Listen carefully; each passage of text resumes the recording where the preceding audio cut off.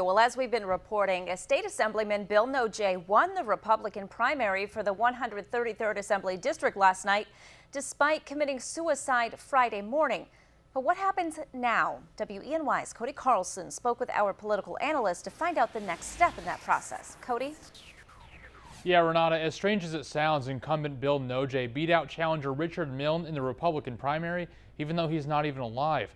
Dr. Jim Twombly, WENY's political analyst, says the party now needs to pick a replacement nominee. New York Assemblyman Bill Noje committed suicide last Friday morning at a cemetery in Rochester just as an officer was arriving. Noje was getting ready to face a fraud trial in Cambodia and was supposed to turn himself in the day he killed himself. But despite his death, Noje won the primary with 60% of the vote. But what's next? The election law provides for what's called a certificate of nomination. And if a candidate is deceased or otherwise disqualified, the party can nominate a replacement candidate without having to go through the primary.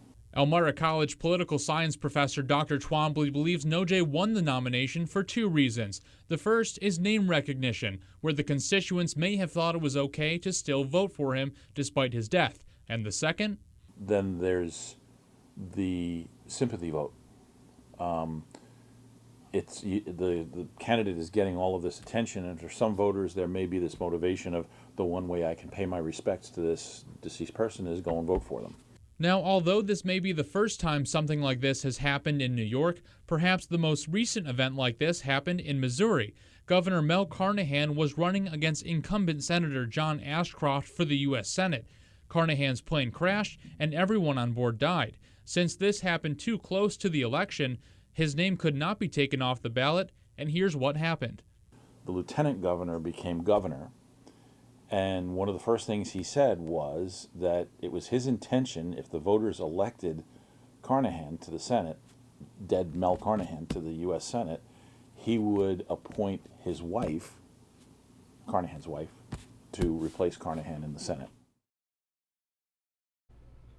And Carnahan won that election with a 2% margin, and his wife Jean served for 2 years. Now, as far as the current vacant position in New York, GOP leaders will have to appoint a nominee to run against Democrat Barbara Baer.